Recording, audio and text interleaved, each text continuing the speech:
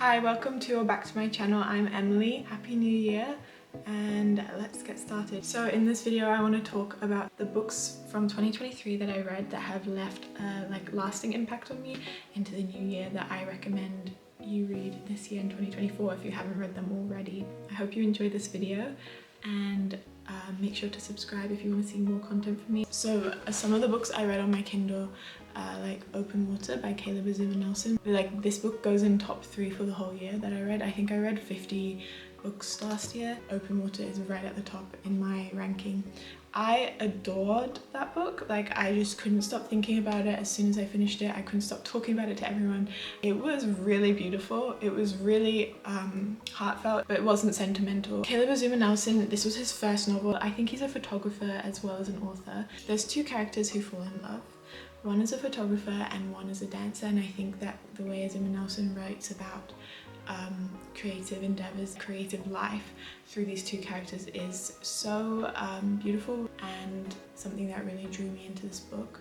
He uses the metaphor of open water as a way of depicting falling in love. It's told in second person perspective, which is really interesting to read, and I think it actually works really well in this book. I know some people don't enjoy that style, but I really enjoyed that. I felt that it puts you as a reader in the place with these two characters. It's a love story, it's also a story about art, it's also a story about culture, it's set in London, and it's also about race. There are so many layers to this novel, like societal, relational, and artistic, aesthetic layers to this novel that have been woven together so beautifully and impeccably by Azumah Nelson. That's the first book that I would recommend reading in 2024.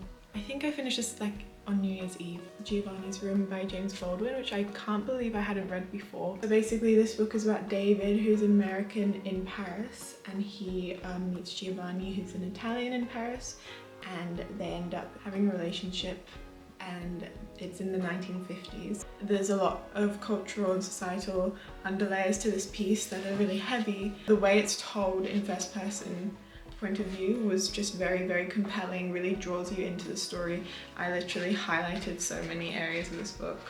It's such a complex story, and the way it's told is that there's this foreshadowing that goes on throughout the whole piece about this tragedy that occurs at the end, but the protagonist David is referring to it already. So when he's telling the story of how he met Giovanni and of everything that unfolds in Paris, it's from the present looking back to the past. And so it creates this really complicated tension, but Baldwin's writing is so beautiful. I just love his style of prose. It's both concrete and poetic, and I love that. Very multi-layered. Big James Baldwin fan. Next book. I read If Not Winter by Sappho. It's fragments of Sappho, and then this book was put together by Carson. I'm a huge fan of Sappho, and one of my friends recommended me this book, got it straight away and read it immediately. I had read as much of Sappho's work as I could get my hands on before, but her poetry only exists in fragments now. Sappho is the poet who lived on the island of Lesbos, which is where my grandfather is from. She was like one of the earliest poets and earliest female poets recorded. Before Homer, before there's philosophers of ancient Greece, there was Sappho, and her work really inspired a lot of people that we read now. And she was also a musician, and so a lot of her actual poetry were lyrics to songs. And they say here that of the 9 books of lyric, none of the music is extant, and only one poem has survived to complete, all the rest are fragments. So yeah, that's insane to me. What she does really beautifully in this book is that on the left page is Sappho's poetry in Greek, and then on the right is Sappho's poetry in English, and so you see the translation, but also you see where it's fragmented. So you can see here the punctuation and the gaps marks where there's missing words, missing pieces. So there's some poems where there's just this much left. Not only is reading Sappho's work so beautiful and so compelling, like in the words that she uses, they're just so evocative. I guess I just find her writing stunning, and it never leaves me, like it's always in my mind. But reading this version of her work, it kind of highlights where these gaps are and where these fragments are amidst the beauty of her writing, which brings up all these other thoughts and emotions while reading, and you're left really wondering what was there and feeling kind of the loss of her beautiful work, and then also appreciating what still does exist. So highly, highly recommend. Probably one of the most memorable reads of 2023 for me. This big old book. Now this isn't technically a novel or anything, it's an archive book, but it is honestly one of my favorite reads of last year. There's not necessarily that much writing in here. Basically, this is Sofia Coppola's archive of her works from 1999 to 2023. So from Virgin Suicides all the way up to Priscilla, every film she's written and directed. And that is really, like, it's a really fascinating collection of her behind the scenes work that went into these films. And she says she makes a box for every project she works on, that she puts all her inspiration and ideas into these boxes that relate to the films that she made, which reminds me of Twilight Thought. Especially as a visual thinker, I really like the idea of having a box where you can kind of place all these visual ideas, which I think you can see in this book how much Sofia Coppola's work is so visually based. I mean, obviously she's a filmmaker and so that is a visual platform, but seeing like the writing process and the behind the scenes, and also how she like collates ideas and how she uses like magazines and photography and art to stimulate her creativity and to provide inspiration for the work that she creates is super fascinating. I could show you so many pages in here, but one page that I particularly like, which is actually like the inside of the book, is you can see her study here. And I'm a pretty messy person, kind of. Seeing all the magazines and all the artwork and everything, very, very cool and inspiring. So yeah, that was one of my favorite books of the year, definitely. So I would love to know in the comments what your favorite books that you read in 2023 were. And also if you've read any of the books that I talk about, what are your opinions on them? I'm really curious. I'm just a big book fan, like I'm a huge book fan. So yeah, this is very enjoyable for me. So next book. If anybody's watched my first Cambridge Diaries, I spoke to some of my classmates about their favorite books, but also about, I then also recommended my own, and that was Inseparables by Simone de Beauvoir. And I'd read that in the summer, and now at the beginning of 2024 it's still a book that I think about and that I return to a lot. I won't really talk about it fully again here because I've described it before, but I just wanted to mention it because it definitely deserves a mention on my list from 2023. Beautiful, beautiful book. I read Babel by Kuang. I think I read that at the beginning of 2023.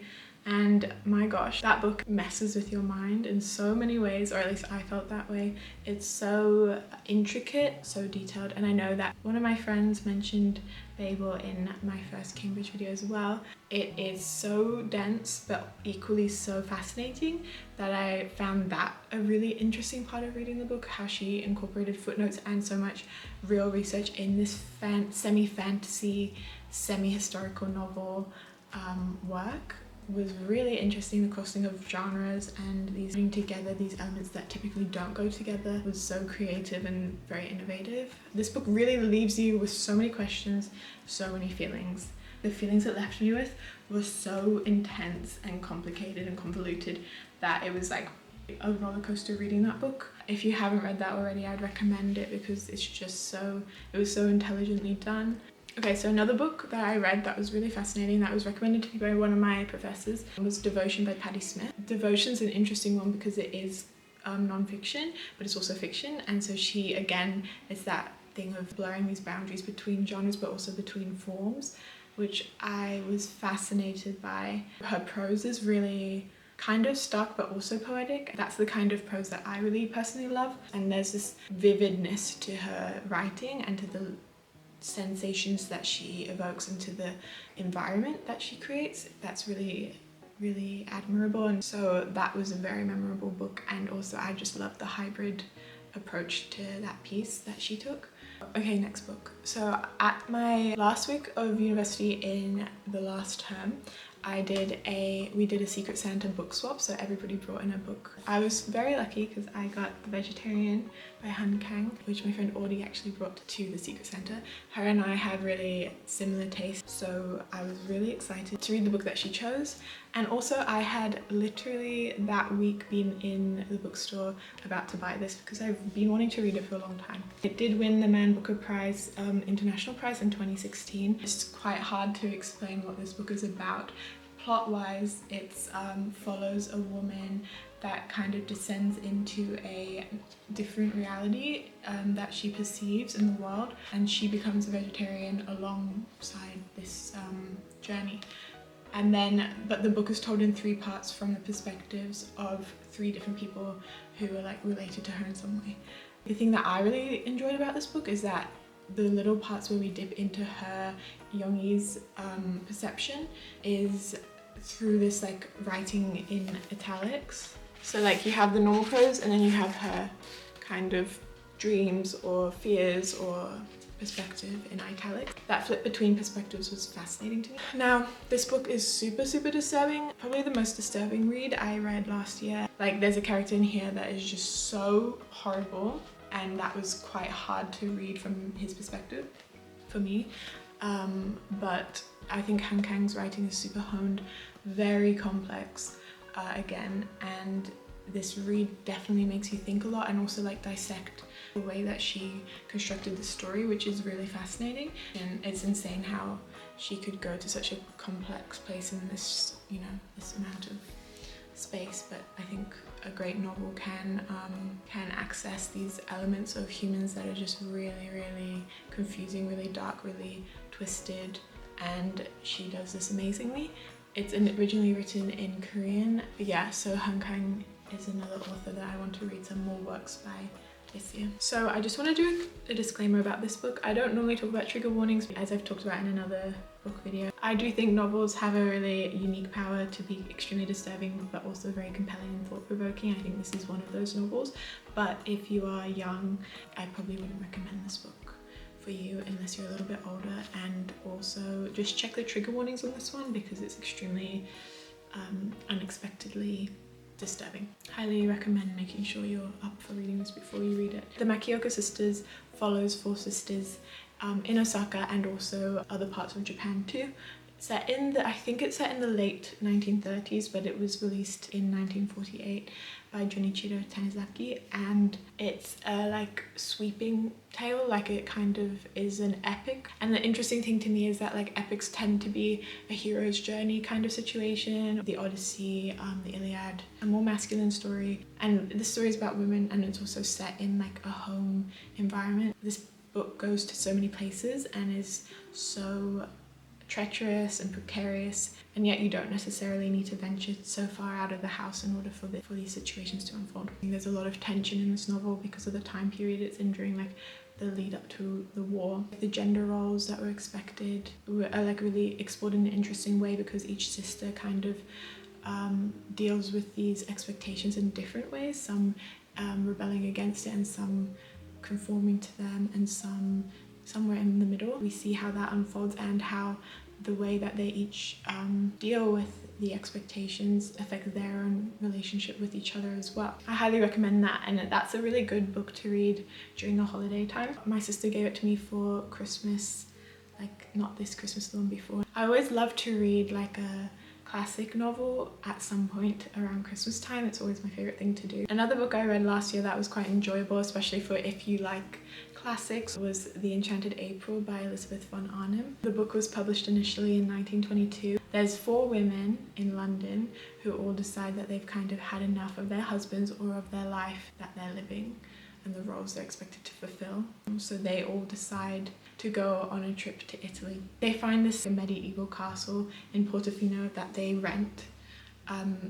They each rent a room in.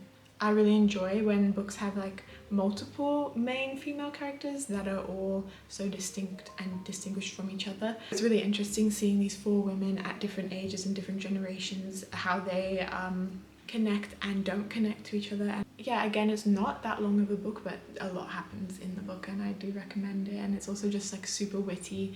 So I hope you really enjoyed this video, and let me know in the comments if you've read any of these books, what you thought of them. So yeah, thank you so much for watching, and make sure to subscribe if you'd like to see more, and I will be back in Cambridge this month very soon. I've been really busy at the start of this year with my writing and assignments for uni. I've been working on a play as a publicist, so I'll be doing vlogging behind the scenes of that a little bit, and also vlogging some like study with me. I can't wait to make more videos this year. I hope you enjoy some of these books, and let me know what you think in the comments down below. Thank you, bye!